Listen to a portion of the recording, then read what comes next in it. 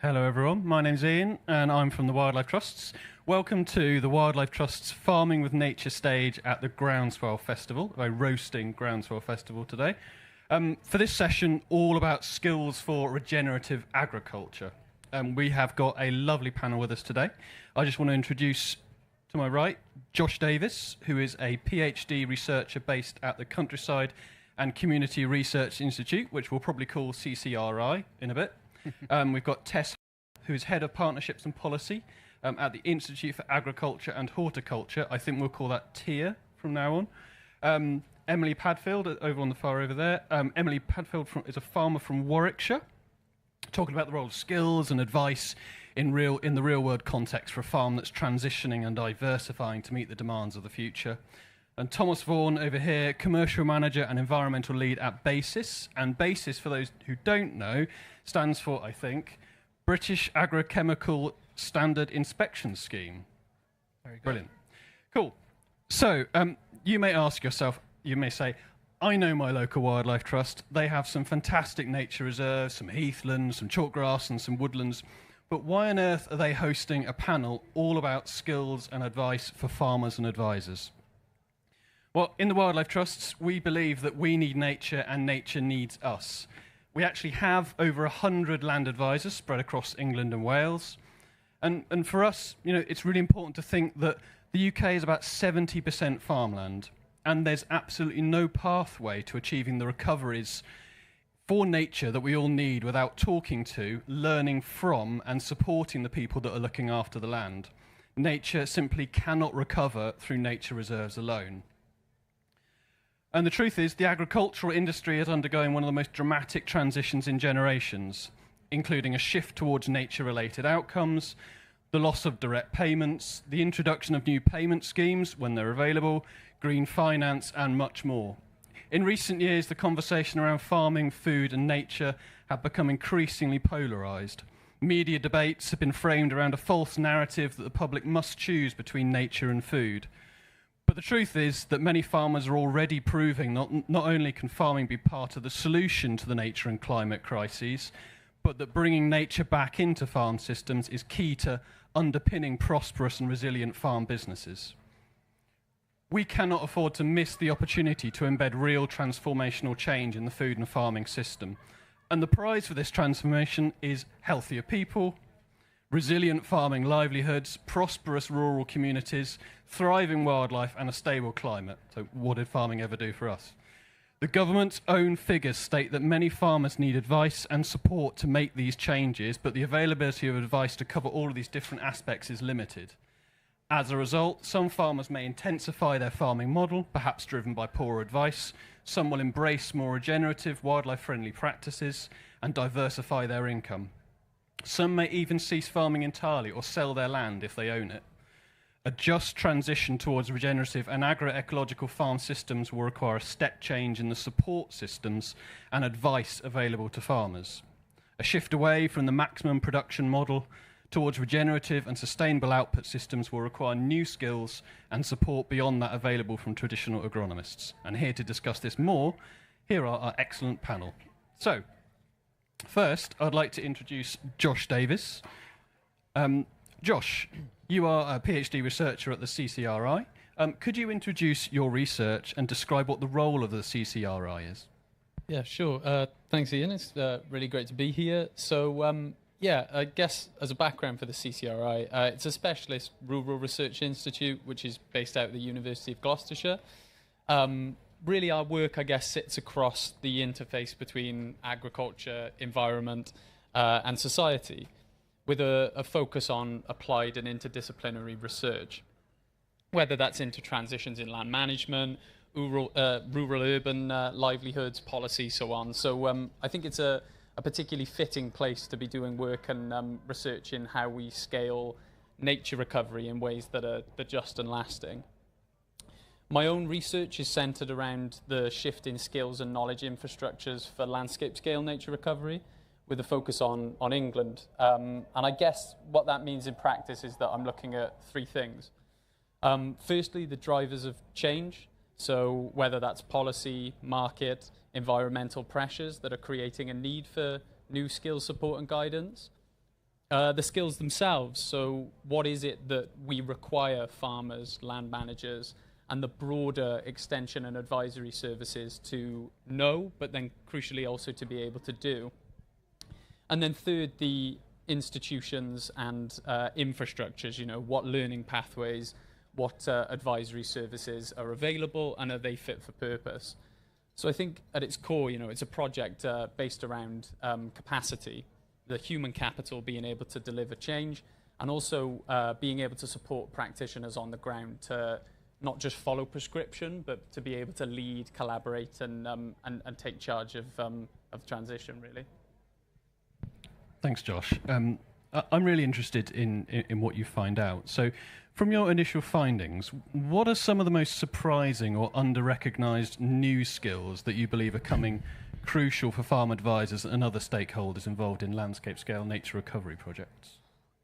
That's a 3-minute thesis kind of question, isn't it? But I think there's the caveat that there are a wide range of skills. They range from quite high-level, esoteric, transformative issues of systems thinking. We'll hear banded around quite a lot over this 2-day, lifelong learning, but equally they work then their way to more instrumental day-to-day practice. I think to pick out, say, a few to highlight, I think one of the more under-recognized skill sets is this issue around relational navigation. So it's skills really around trust building, facilitation, and crucially managing uncertainty. I think they're often seen as quite soft skills, but in practice are pretty central to how people collaborate, particularly in contested or transitional landscapes. The other one that I'm seeing quite a lot and applies to both farmers and advisors alike is this rise, I guess, of agri-environmental entrepreneurship. So how are we stacking the ecological outcomes with novel payment schemes, as you kind of touched on, and that ability to link across ecology and finance with governance schemes in the background is becoming quite critical. And then lastly, really, I'd highlight reflective practice. So I think the importance of and capacity really to learn in motion, to adapt, and to hold space, I guess, for not having all the answers. I think advising in this space, particularly now with regenerative and agroecological methods, is more about listening than telling. And I think that's quite different from the more traditional forms of delivery. Oh, I love that. So why do we call them soft skills? It's the worst name ever. But they're so important for advisors going forwards. How do the skills that you just mentioned differ from or build upon more traditional agricultural advisory competences? Sure. Well, I think they've typically focused on technical precision, haven't they? Yes, things like input planning, compliance, single enterprise optimization. So they're often quite transactional. The advisor provides a solution to a specific problem. But I think what we're seeing is that the emerging ecosystem is now more contextual and connective than ever. I think advisors are being asked to be an emotional anchor point within transitions. So these approaches, whether they're regenerative or landscape scale, as I work on, they demand that advisors now mediate across that complexity, not simplify it. So they need to balance the technical credibility, yes, that they've always had, but with this emotional intelligence and the ability to work across sectors. So in many ways, I think we're seeing a shift from advisors as a prescriber to a facilitator, and from an expert to a knowledge broker. They're holding these connections, but it's how then they link that up. That's a really great way of phrasing it. Thank you. And just lastly, what are some of the key recommendations or insights that you anticipate emerging from your work that could really help to shape future training pathways? Maybe that's what we'll hear from Thomas in a bit as well, and support mechanisms for nature recovery efforts. Sure. I think ultimately, there's a recognition that learning needs to be continuous, not episodic, and I think that means investment. It means investing in long-term learning pathways, things like farmer clusters that people are so, wax lyrical about, but broader peer learning groups, embedded mentors, shadowing schemes, multidisciplinary communities of practice that then allow for those, connections between farmer, land manager, and advisor. And then also for those to be legitimized in training and CPD, not seen as optional or soft add-ons. And then, I think we talk a lot about it, but there does need to be that shift away from quite siloed expertise to more collaborative thinking. And that means designing support systems, whether they come through BASIS, TIA, the like, and really, I guess, funding advisor training. And I think that's not something that's beyond us when we talk about the real opportunity that ALMS provides people to consider beyond farmer-facing delivery. Well, if we're going to try and deliver schemes at landscape and catchment scale, well, then the role of those advisors within that also become quite paramount. It's such a key role, isn't it, for an advisor, that knowledge exchange between the advisor and the farmer, sort of learning in both directions, which is so important going forwards. Thank you, Josh. I'd like now to hand over to Tess, Head of Partnership and Policy at the Institute for Agriculture and Horticulture. Tess, please tell us a bit more about what TIA's role is in informing, inspiring and coordinating the agricultural industry's approach to skills, and a bit about your work as well. Yep. So TIA is the Institute for Agriculture and Horticulture. It's a relatively new organisation set up to really recognise the fact that skills is really fragmented across the industry, and actually that makes it really hard for farmers to access what they need, know what they need to do, and action on it. So we really have sort of 3 work streams. One is evidence and research. So we've done some labour market research to look at the training uptake currently, and where that is, and where recruitment issues are in the industry as well, because we haven't got, as Josh mentioned, that capacity and capability within the industry to really drive it forward and accept change and evolve. So we do the labour market. We've also done careers work and research to look at why people aren't coming into the industry. No real shockers there, but really it's about that perception that the older generation have of the industry, and then tell their children not to come into the industry. So we've done virtual work experience, which we've had over 750 children take part in. We're looking at influencing the influencer, because there's brilliant careers education work out there with LEAF, with NFU, etc. But actually, it's those careers teachers or the advisors that have not quite got the right message and are giving the wrong impression. So really working with how we can change that into a more positive. And that leads on to our lifelong learning arm as well. So we have it's a really innovative platform that farmers can join, and it curates lots of information from trusted sources everywhere. And that means that people can get access to exactly what they need to do really quickly, relevant to their job, their role, where they are in the country. There's also online learning, but everything they do on our website gets recorded. So if they need that training record for compliance or assurance, then it's there automatically and they can upload other activity. But it's also about looking at job profiles and encouraging people into the industry, but also helping people take that next step forward and look at what is a rounded individual on farm and how they can get those skills. And if they want to promote, what skills do they need to move forward? That's great, and another really good way of phrasing it is influencing the influencer. I really like that. That feels like a theme that's going to cut through quite a lot of our conversations, I think, here. Thanks, Tess. I mean, how can TIA's work, particularly in professionalising lifelong learning and continuous professional development, help to attract new talent into farm careers focused on regenerative agriculture and nature recovery? I think one of the things with the careers research was when we spoke to the next generation about would they want a job in farming? No. Why would I want to do that? I've heard about that. I've heard it's long hours, it's hard work, it's physical, etc. But when we said, well, what do you want? Well, I want a job in sustainability. I want to protect the environment. I want nutritious food. Actually, the language that we use is really important, and we talk about what makes us passionate, but that isn't the same language as the next generation. And how do we tweak that? And the other point is, well, there's no point going into farming because there's no progression, there's no professionalism. Actually, with our framework, we can show those steps, we can show those opportunities, we can show it doesn't mean owning your own farm. You could be a really good farm manager and have a brilliant career, or you could go into the allied industries, you could be an advisor, or you could combine the two. We've got lots of people doing that as well. So how do we highlight those opportunities? And really, I think as we move forward and jobs change and they become a little bit more technical with the data, etc., and technology, then actually people come into those jobs seen as a different thing. And I think there's more opportunity for wider than just that normal agric career now. Yeah, that's a really important role, isn't it? Kind of myth-busting some of the preconceptions that people bring to these kind of careers. Try and break it down and make it more accessible, which seems like such an important role. As we move towards a kind of a future focused on regenerative agriculture, hopefully, and nature recovery, how is TIA actively identifying and defining the new skills and competencies that farmers and farm advisors will need?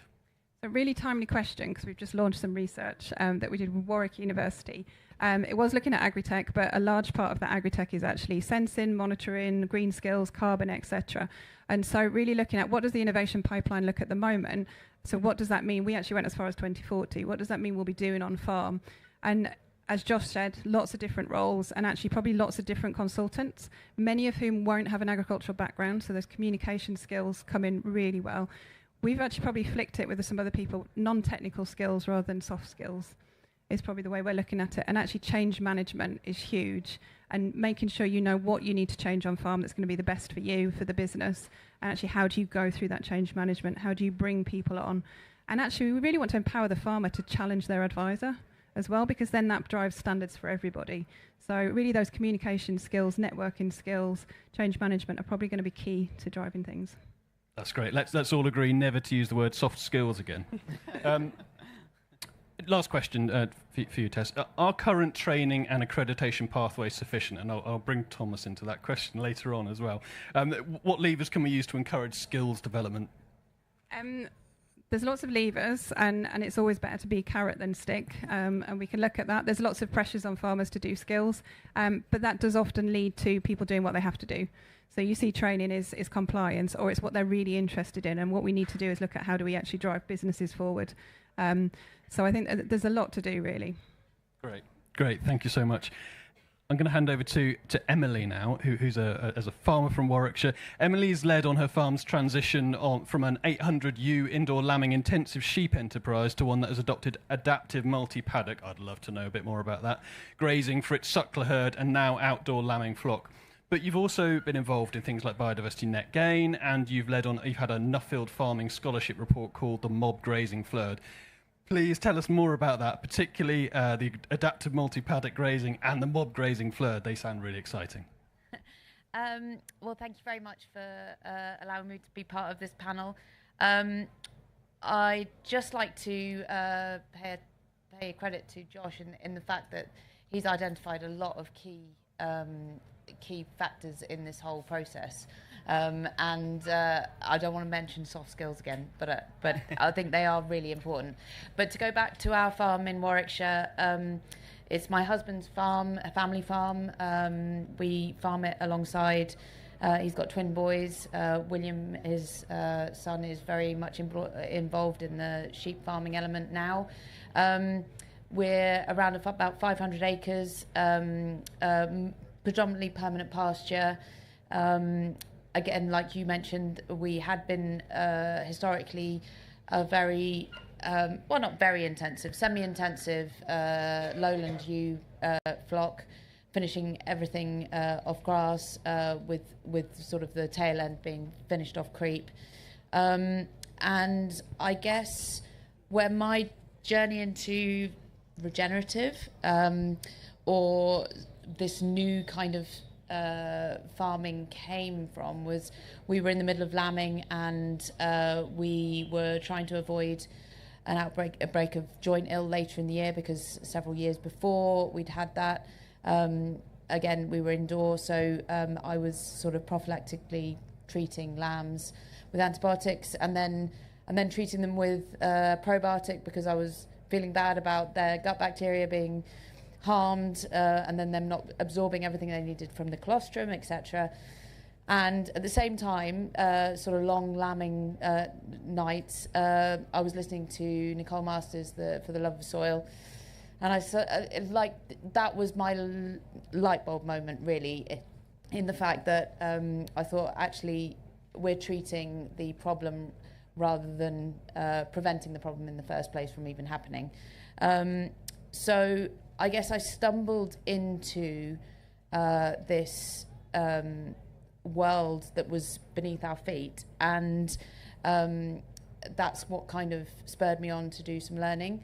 I then applied for an Nuffield scholarship on the back of doing some soil health tests on the farm, some pretty in-depth sort of soil health tests to look into soil biology, and trying to understand why we still had to supplement our livestock, why we were perhaps having to worm more, why we were having to treat more with medicine, etc. And at that stage I was pretty unaware of what was going on in the regen sphere, and I don't know whether that was there was a lag between sort of this information coming out and the farming press at that time. So this was like 7 years ago. Whereas now we don't have that lag at all, and you can see from Groundswell that it's gone from strength to strength, and everyone's talking about it, but at that stage there wasn't actually that much out there. So we decided to move to outdoor lambing. We also decided to implement rotational grazing at that stage. And then the more I sort of learnt from the likes of Gabe Brown, who's here, and Joel Salatin and Nicole Masters and all of those big hitting names, John Kemp, etc., that actually by rotationally grazing and resting the ground more and leaving longer pastures, there was so many benefits, and they were kind of multipliers rather than sort of the more you did, the more they equated to. And so we the next year we moved to an outdoor lambing flock, and we sort of put in the infrastructure for making rotational grazing easier and simple so we could adapt it. At that stage it was very much sort of learning from other perhaps sort of more from the States, but then I kind of we do have an amazing cluster group in our area, and the more I kind of got involved in that, the more I learned that there were actually other people doing it in our area as well, and also like nationwide. So there's an amazing WhatsApp group called Mob Grazing, or now it's AMP Grazing, Mob AMP Grazing, the adaptive multi-paddock grazing. And that's a great peer-to-peer learning platform. And I think going back to our cluster group, we've got a great Warwickshire Rural Hub that's also sort of great at communicating things. And then we've got the Lem and Upper Avon Rivers Trust that kind of instigated a sustainable farming group. And they hold events throughout the summer, sometimes twice a week, doing amazing farm visits, and we've featured as a mob grazing case study, and then there's lots of other things. So we've been really lucky in that we've had one of those in our area. That is great, and again, we're hearing that the words cluster groups. We're hearing about people learning from each other. Again, that theme cutting through all of the responses we're getting today, which I think is so important. And I think actually also speaking from a kind of an ecological perspective as well. We don't, as ecologists, always recognise the importance of importance of soils and the importance of ecology in soils is linked to farming, and we need to explore and understand that more as ecologists as well as farmers as well. So I think that's a really crucial thing to explore. You mentioned there your work with your local wildlife trusts. How do you see farmer-led initiatives and peer networks scaling up to support more widespread adoption of regenerative practices across the UK? Well, at events like this, we've got a great kind of springboard for a sort of establishing better networks for these things. I've also been part of the AHDB Roots to Resilience programme, and that's actually a great initiative. We're all levy payers. We don't all appreciate what our levy group is doing for us, and we just moan when we get the invoices back from the market or the abattoir. So I think again, that was a great opportunity to go on to some pretty unique learning courses with resources from the States, resources from all over the world brought to the UK. And that was another great experience to meet like-minded farmers that could then, from all over the UK, which was great. So we could actually expand our knowledge groups, again, through WhatsApp groups or even webinars, etc. And I think that was a huge resource that a lot of people don't utilise to the best advantage. That's really interesting to know. And you touched on it a little bit there. I mean, and the other panelists have as well. So how can advisors support stronger collaborative relationships between farmers and with experts? I suppose what I'm asking is, what is the most effective model for knowledge exchange between the advisor and the farmer?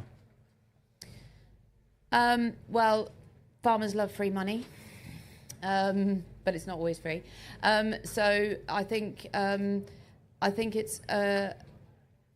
I think we've had some great support through access to funds, because we just don't actually know what funding is available, and sometimes you can be so head down, concentrating on day-to-day farm work, that you're not always checking the funding that's available, or the press, or what stage things are. So our cluster group and our local sort of rural hub is great with a monthly newsletter of actually saying what funding is available, what grants are available, what deadlines there are, and providing help to actually apply for those funds. And also that our advisors don't pretend to know it all. They actually come to us to actually say, what are your experiences, and facilitate peer-to-peer learning, because I think sometimes there is a bit of pushback from farmers, and actually we spend a lot of time trying to. Farmers can be quite kind of stubborn, and we can sort of think that we know best all the time, or you know, we do push back against authority, and also sort of the advisory groups. Sometimes we don't give them credit for what they actually do on a day-to-day basis, and actually for us not to tap into their knowledge is criminal, really, because they are, you know, doing amazing jobs, and we should be grateful to them, really. That's great, thank you. And I suppose I'm wondering really as well, what are the most critical skills and knowledge sets that farmers themselves need to develop, so maybe outside of the advisory sort of system, in order to successfully adopt the kind of regenerative agriculture approaches that you've just been talking about? I'm afraid I'm going to go back to the soft skills. So a lot of the move towards regenerative farming is mindset, and also being brave to try things, and for willingness to fail. Again, it tends to be because these things, some of these practices don't have tangible figures to actually measure against, and we like you said before, advice has always been very prescriptive. Perhaps your agronomist has said apply this, and at this time, and that has actually perhaps distanced farmers from having that feedback loop. That we are kind of relearning how to, because we've relied on the inputs and we've relied on these things, and actually we just don't know at the moment. We don't know. Just recently we had a barbecue with fellow farmers, and I kind of posed the question that we're actually getting some more anthills on our pastures, and there was a flippant comment that was like, well, you're not grazing efficiently. Well, am I not grazing efficiently, or am I just grazing differently? Like, what that's a symptom, but what is it a symptom of, and how do I learn how to deal with that? Or so these things are, you've got to be happy to kind of think, oh, that's an unintended consequence, but actually, what is shift the focus and try and think of it from a different angle and say, well, actually we're increasing biodiversity, so is that a good thing? Am I actually utilising my pasture effectively, or am I undergrazing?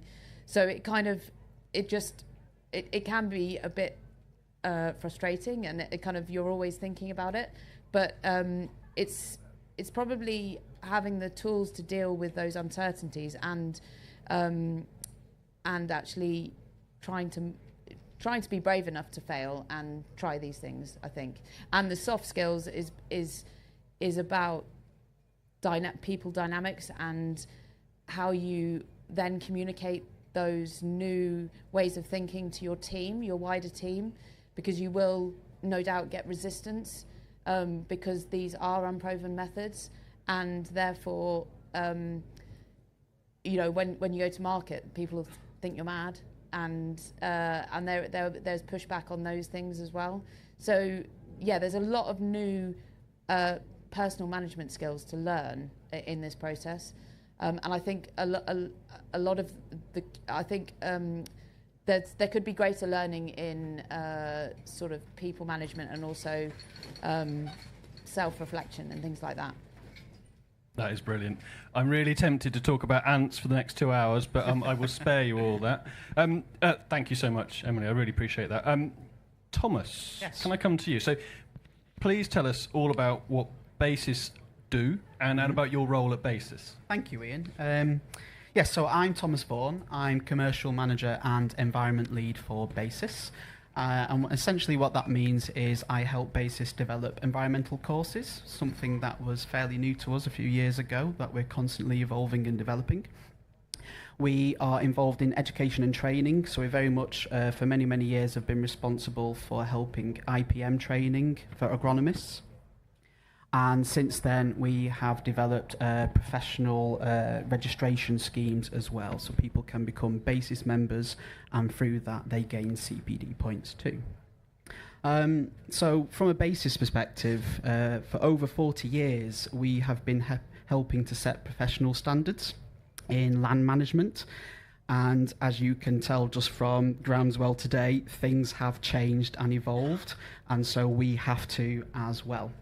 And that's why most recently BASIS has released an environmental advisors register to help anyone that is providing professional advice on ELMS, SFI schemes, ecological grants and anything else. And also we have invested an awful lot into online training too, because we recognise that people out in the sector can't always reach a specialist to do in-person training for a week or over 30 days away from farm. So we've invested heavily into an online training program called the BASIS Classroom, and there we are releasing courses all the time. We've just released a peatland management course, both for upland and lowlands, which has been backed by DEFRA, which is fantastic. And we're also looking at new courses, so coming soon is one on herbal lays as well, which has all been fed back by our members. So we're constantly listening to BASIS members to see what is needed for now and for the future too. Great, thank you, Thomas. And I pre-warned Thomas that I was going to ask him a really difficult question, so here goes. What are the biggest hurdles in establishing and maintaining robust standards for a rapidly evolving field like regenerative agriculture? Do you know what, Ian? I knew you were going to ask me that. Right, well, I think from a BASIS standpoint, we're obviously involved in formalised training, you know, syllabuses that are accredited by Harper Adams. So to nail down regenerative agriculture into a syllabus is incredibly difficult. I mean, what is regenerative agriculture? We all need to agree on that first.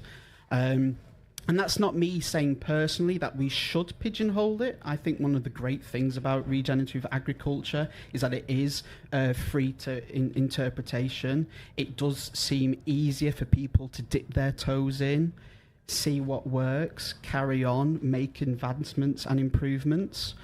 But at the same time, there's a part of me as well, maybe from someone that buys produce thinking, okay, so if a product is marketed as regen, what does that mean? Is it good? Is one standard of regen equal to another? So it's a challenge, and I'm not going to sit here and answer how we do that. But I think it's going to be up for debate for many years to come, I believe. Great. Well, maybe we'll invite you back next year to confirm. Thank you. How does BASIS work with research institutions, farmer groups and other industry bodies to identify skills gaps? That's really a good question. We always have our ears to the ground. I mean, first of all, I've got to mention our members. Over 6,500 working advisors across the UK. So we speak to our BASIS advisors on a daily basis. We're also going to roll out a membership survey. So we're going to get an awful lot of data very, very soon. It's a bit like a census that happens every 10 years or so. We do it more regularly than that, but we're going to get an awful lot of feedback. And also the BASIS Classroom, which has grown and grown and grown. We have over 11,000 active users of the BASIS Classroom, this online learning platform. And with every training course that we release, there's opportunity for feedback. So it's a great way for us to receive feedback about what courses are working, what aren't working, what would people like, what's coming up next. So yeah, we're always working with those. And then likely researchers. We are approached an awful lot about what can we do. And when we are developing courses, we turn to them for their expertise, because I always think it's important to, whatever we are not prescribing, but what we are promoting or exposing in our courses, there's also data behind it as well. That's great. And so what is BASIS's vision for the future then, in terms of the farm advisory professionalism in a regenerative landscape? Oh, very good question. Whether I can speak on BASIS's behalf on that, I'm not too sure. But I think ultimately it's that you have advisors with multifaceted skills. It's not just, agronomy, fertilizers, and plant nutrition, but it's also rooted in ecology as well. Also the soft skills, which I'll just call human skills, being able to listen. Emily raised a really good point earlier, which is also advisors who can also admit that they are not the experts, and they can actually bring in other people with expertise. So, for instance, with a cluster group, I think it's so important that you will have advisors of the future that will be bringing in wider expertise and exposing them to growers, so they can all have that collaborative conversation. Thank you, Thomas. That's really interesting to hear that. We're going to do some little bit of a group discussion on some generalised questions, and I wonder if, and then we'll come to a quick Q&A with the audience. I'm interested, Tess, just on we keep talking about soft skills, human skills, whatever we want to call them, things like mindset, resilience, communication. How, beyond the kind of the technical and ecological skills, what role do you think they play in the success of both farm advisors and farmers? I think they're essential. Is that working? They're essential. It's how we make change happen.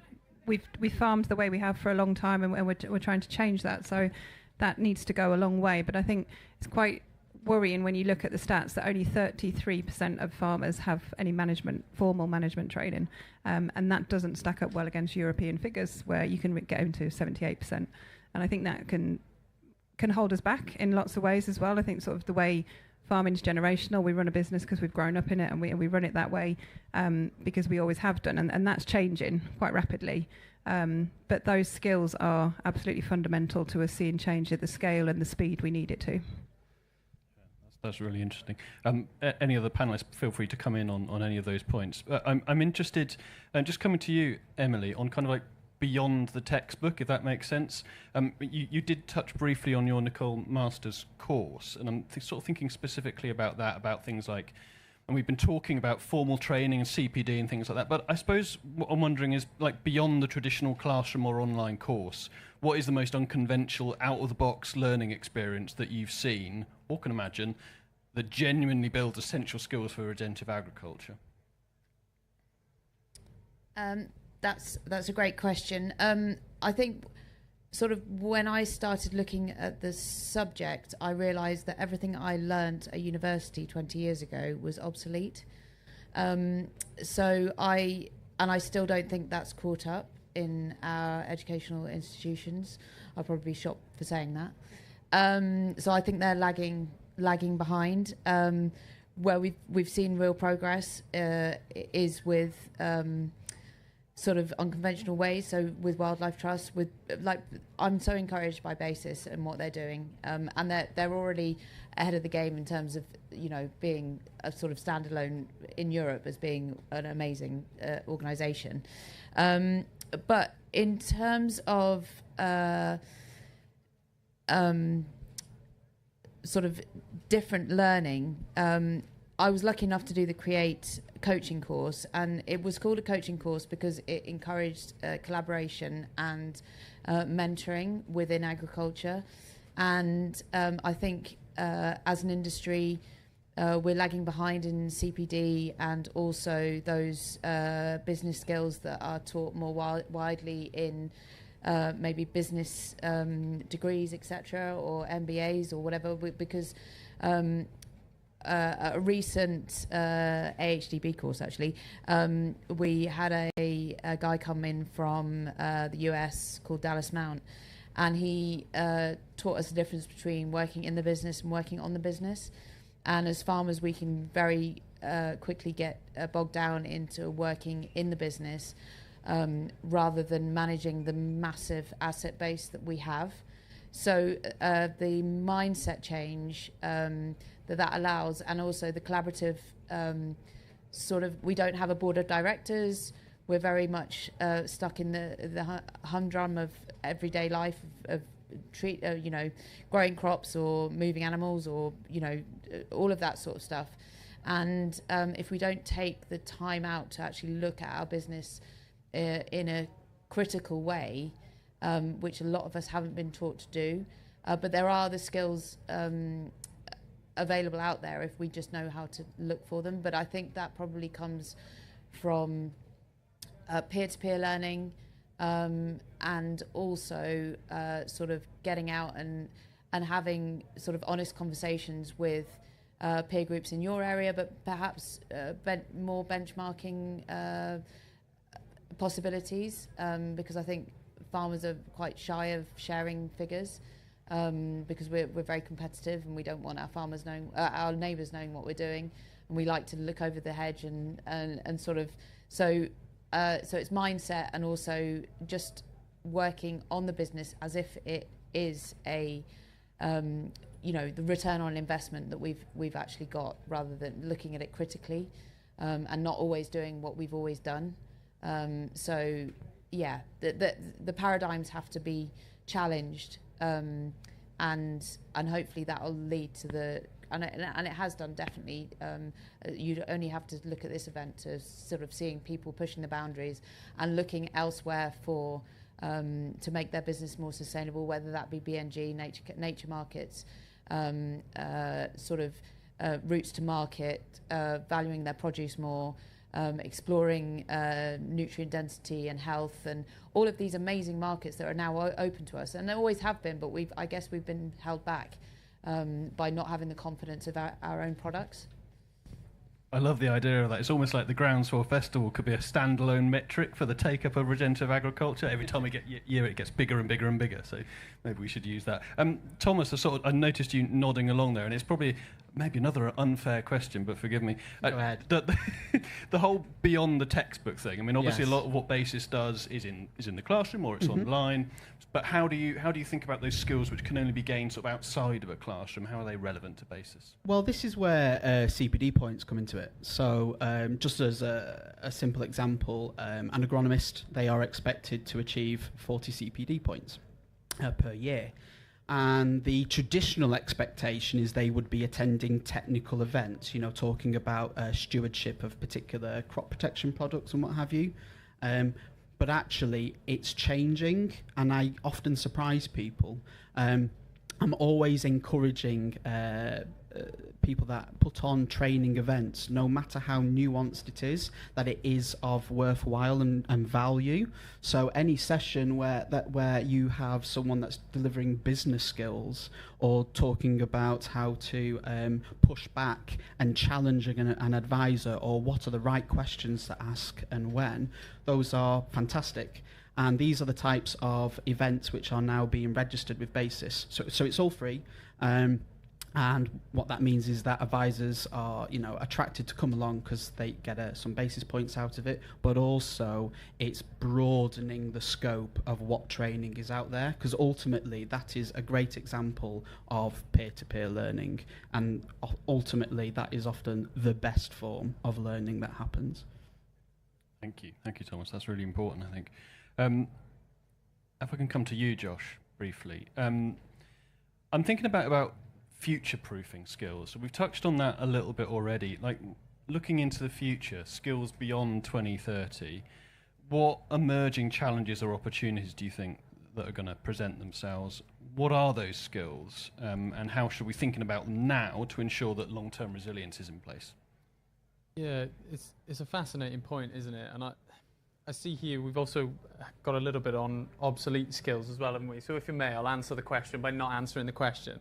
In that skills change, and for me, I think there's a recognition of a potential tension between the sharp edge innovation. We talk about the role that AI can transform this space, digital innovation, but also the relearnings that you're seeing. A lot of regenerative practices are reliant more heavily on a return to certain methods, whether it's mixed farming, the like. So I think it's how they sit together so that data alone doesn't create understanding. It's how do you work with these things to kind of distill that complexity down in manageable ways.